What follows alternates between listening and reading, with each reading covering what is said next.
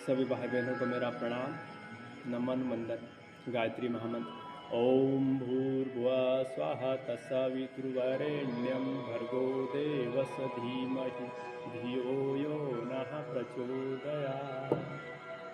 ओम गुरु ब्रह्मा गुरु विष्णु गुरुदेव महेश्वर गुरुदेव साक्षात् परब्रह्म तस्मै श्री गुरुवे नमः।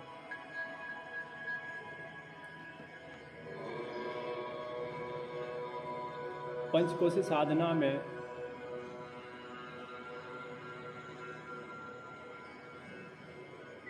जो गुरुदेव ने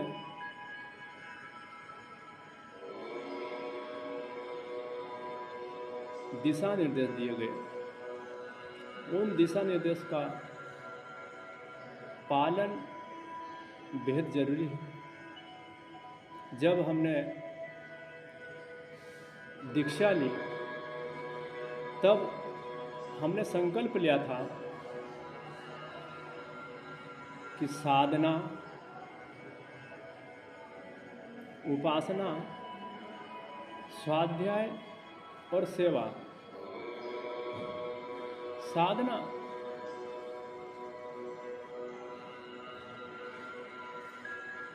उपासना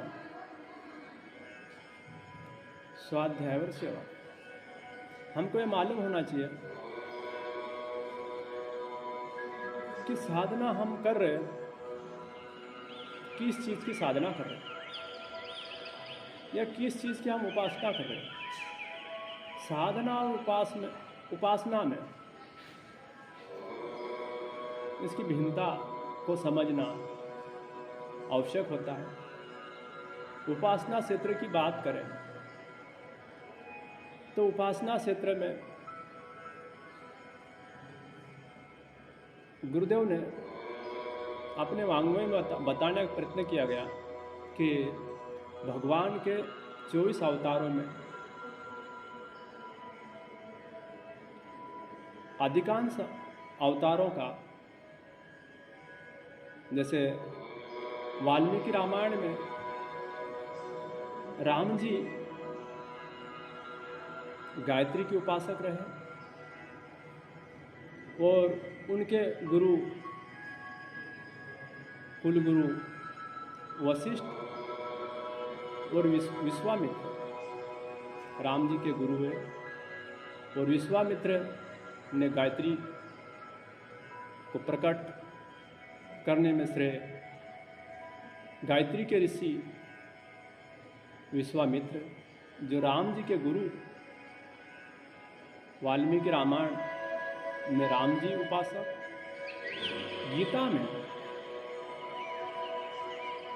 गीता में उल्लेख आता, कृष्ण भगवान कहता कि छंद में गायत्री हुई, अर्थात कृष्ण भगवान गायत्री के उपासक। उपासना क्षेत्र में अधिकांश ऋषियों, मुनियों, देवियों ने गायत्री की उपासना के माध्यम से अपने स्थूल शरीर का, सूक्ष्म शरीर का और कारण शरीर में ओज, तेज और वर्चस्व और जिस उद्देश्य की पूर्णता के लिए वे धरती पे आए थे, उस उद्देश्य की पूर्णता करने में वो सफल हुए। गायत्री सद्बुद्धि की देवी होने के कारण गायत्री के ही उपासक रहे।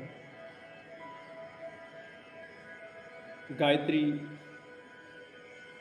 एक मुखी, दो भुजा,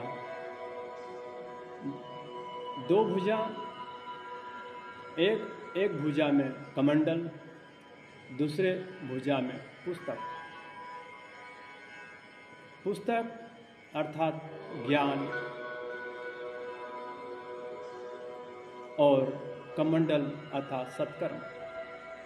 सत्ज्ञान और सत्कर्म ये सद्बुद्धि के ही द्वारा संभव है, गायत्री की उपासना के ही द्वारा संभव। क्यों कि व्यक्ति कर्म करने के लिए सदकर्म करना आवश्यक होता और सदकर्म से ही व्यक्ति की सदगति मिलती है, दुर्गति भी होती है, क्योंकि उद्देश्य उसका निम्न घटिया स्तर का होने के कारण व्यक्ति के अंदर दुर्बुद्धि होने से व्यक्ति घटिया स्तर का काम करता रहता है। तो उसकी सफाई के लिए, बुद्धि को परिष्कृत करने के लिए हमको हंसारूप, नीरक्षीर, विवेकशील गायत्री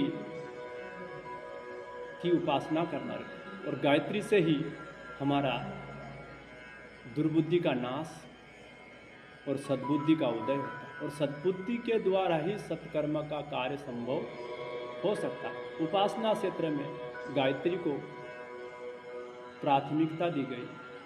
गायत्री की उपासना से व्यक्ति सद्बुद्धि, सत्कर्म करेगा, साथ साथ में वो अपने शरीर के अंग अवयव में, रोम रोम में, कण कण में व्यक्ति अपनी गायत्री की चैतन्य शक्ति, प्राण शक्ति, सविता का प्राण साधक के शरीर में ओज तेज वर्चस्व के रूप में लबालब भर जाता है। ओज तेज वर्चस्व होने के कारण व्यक्ति तीनों शरीर, स्थूल, सूक्ष्म और कारण में ओज, तेज और वर्चस्व की प्राप्ति होने लगती है गायत्री की उपासना। इसलिए गायत्री की साधना को प्राथमिकता दी गई। यह सर्वसुलभ भी और सभी के लिए इसकी साधना संभव है। दूसरी बात, साधना, उपासना के बाद में आती साधना। साधना हमारे अंग अवयव के, हमारे जो शरीर है, पांच तत्वों से निर्मित है, और पांच तत्वों से निर्मित काया, एक काया को शरीर नाम दिया गया, अर्थात हमारा चेतना का वाहन है। पंच तत्वों से उड़ते हुए परमाणु का धूल मात्र है शरीर, और उनके सहयोग के लिए मन, बुद्धि, चित्त, ये हमारे उनके सहयोग के लिए है, और साथ में उनके अश्व के रूप में हमारे 5 कर्मेंद्रिय, 5 ज्ञानेंद्रिय, हमारे 5 कर्मेंद्रिय और 5 ज्ञानेंद्रिय, इन्हीं 10 भुजाओं की हमें आगे चल के गायत्री की पंचकोशी साधना में आगे चल के हमको गायत्री के 5 भुजाओं का, 10 भुजाओं और 5 मुखी, 5 मुखी अर्थात हमारे 5 शरीर के आवरण, 5 आवरण और 10 भुजा, इनके आगे चल के हमको साधना करना है। साधारण साधना के साथ में धीरे धीरे हमको उच्च स्तर की साधना में प्रवेश करना रहता है। यह हमारा साधना हमारे शरीर की साधना, हमारे अंग अवयवों की साधना, हमारे 10 इंद्रियों पे नियंत्रण करने की साधना सदी हुई चीज़ से ही हम कुछ कार्य कर सकते हैं। हमारी स्वाद इंद्रिय बहुत महत्वपूर्ण है, जन इंद्रिय बहुत महत्वपूर्ण है। वैसे हमारे सभी प्रकार के इंद्रियां महत्वपूर्ण है, किंतु एक सदे सब सदे की प्रथा के अनुसार यदि हमारी जन इंद्रिय सज जाए और यदि हमारी स्वाद इंद्रिय, तो हमारा 80% 90% काम हो जाता है। गुरुदेव ने 13-14 साल की उम्र के पश्चात आजीवन आस्वाद का व्रत लिया और उन्होंने निभाया। तो हम यदि साधना कर रहे हैं तो हमको कुछ तो साधना में, स्वाद इंद्रिय की साधना में स्वाद के ऊपर ध्यान देना, तभी हमारी साधना। स्वाद में यदि हम नाना प्रकार की चीज़ों को खाते रहे, गरिष्ठ तली गली, तो स्वाभाविक है कि हमारी साधना नहीं हो रही। साधना नहीं होने के कारण व्यक्ति नाना प्रकार की बीमारियों से ग्रसित होता रहता है। हमारी जन इंद्री एक प्राण शक्ति, प्राण का प्रवाह, हमारी जीवनी शक्ति उसी में समाहित रहती है। यदि हमारा जन इंद्रिय पे कंट्रोल नहीं हो पा रहा तो हमारी साधना असफल है। हमको हमारी जन इंद्रियों की भी साधना करना होता। जन इंद्रिय और स्वाद इंद्रिय दोनों पे हमारा नियंत्रण करने का प्रयत्न करते रहना चाहिए, उनकी साधना करते रहना। ये हमारे साधना का सिद्धांत है। हमारा 4 सूत्र हमारे 4 सूत्री कार्यक्रम में है: उपासना, साधना, स्वाध्याय और सेवा। जब हमारी उपासना सही चल रही हो, हमारी उपासना में तत्परता, तन्मयता, दिलचस्पी, ललक यदि पैदा हो रही तो हमारी उपासना बढ़ रही। साधना में हमारे कुछ हद तक हमारी इंद्रियों पे हमारे नियंत्रण में, हमारे मन मर्जी के अनुसार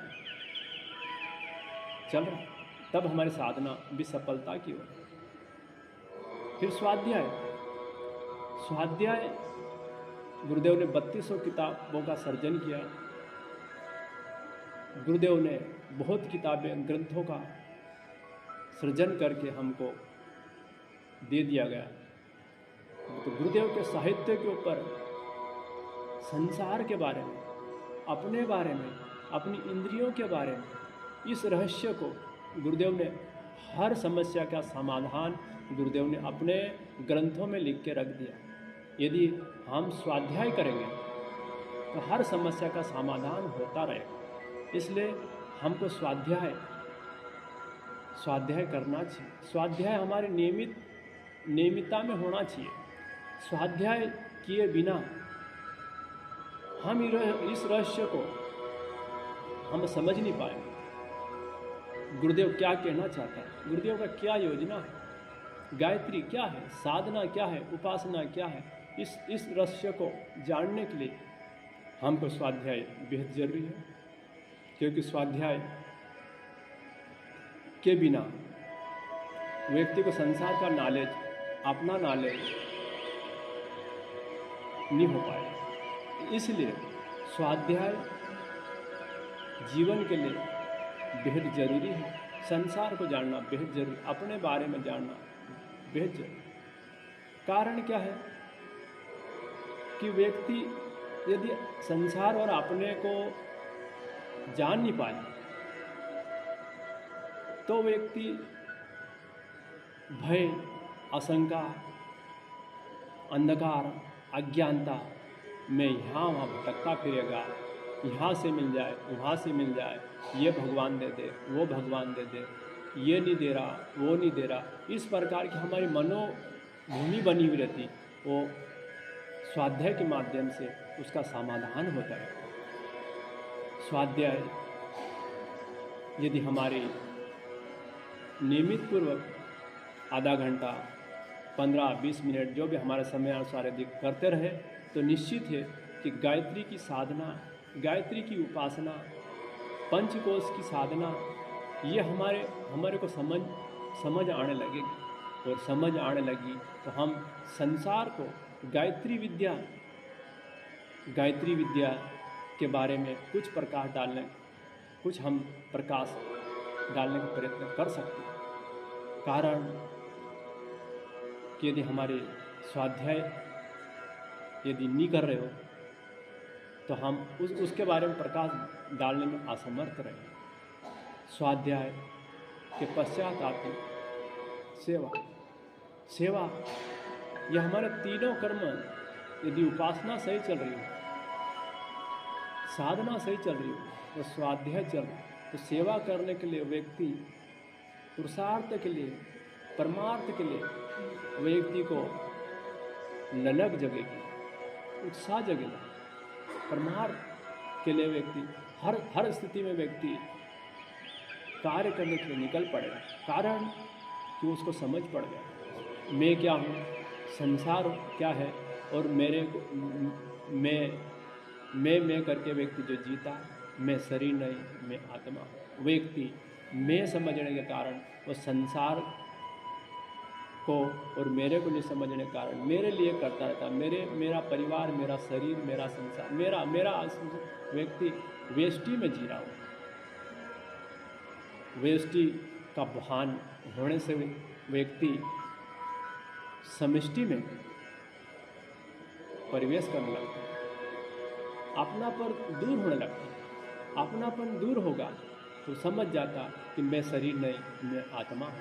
शरीर मेरा आवरण है और शरीर के लिए व्यक्ति करेगा तो सही, क्योंकि उसका भान है, पर आत्मा के लिए व्यक्ति आगे पग भर देगा। और आत्मा का उद्धार तभी होता जब वो परमार्थ के लिए अपने को नियोजित करता रहे। मानव शरीर परमार्थ के लिए नियोजित करने का एक उपयोगी साधन है। गुरुदेव कह रहे कि सूक्ष्म शरीरधारी आत्माएं कहीं विचरण कर रही, किंतु प्रत्यक्ष कार्य के लिए प्रत्येक शरीर की हमको आवश्यकता रहती है। हमारी साधना, उपासना, स्वाध्याय और सेवा यदि हम संकल्पित होकर, यदि हमने संकल्प लिया, यदि हमने दीक्षा लेने के समय, जन्मी संस्कार के समय यदि हमने संकल्प लिया कि हम उपासना करेंगे, हम साधना करेंगे, हम स्वाध्याय करेंगे, हम सेवा करेंगे, तो भाई बहनों इसका सहज पालन करना चाहिए। कारण ये है कि हमारे गुरु हमारे पे आस लगाए बैठे हुए कि मेरा बेटा मेरे लिए कुछ कार्य करेगा। यदि हम हमारे गुरु को वचनबद्ध है, हम संकल्प लिए गुरु के समक्ष कि गुरुदेव हम हमारी इच्छा आपको देते हैं और हमारी इच्छा आप लो और हमारा शरीर आपके लिए है, ये हमने संकल्प लिया था। तो जब हमारी इच्छा हमारे गुरु को देव को दी, तो हमारे उन्हीं इच्छाओं के अनुरूप हमें अपने शरीर को नियोजित करना चाहिए। और नियोजित करने के सिस्टम यही है कि हमारी उपासना बढ़े, साधना बढ़े, स्वाध्याय बढ़े और सेवा के लिए व्यक्ति को गुरुदेव के दिए गए निर्देशों के अनुरूप कार्य करते रहना चाहिए। ये हमारी पंचकोशी साधना में इन सिस्टम को समझने के उपरांत व्यक्ति आगे का रास्ता खुल जाएगा। व्यक्ति आगे का रास्ता खुलने पे व्यक्ति अन्नमय कोश की साधना धीरे धीरे बढ़ाने लगेगा और अन्नमय कोश की साधना बढ़ाएगा तो उसकी निरोगता दूर होगी और निरोगता दूर होने के व्यक्ति अनंत और प्रफुल्लित रहेगी। ओम शांति।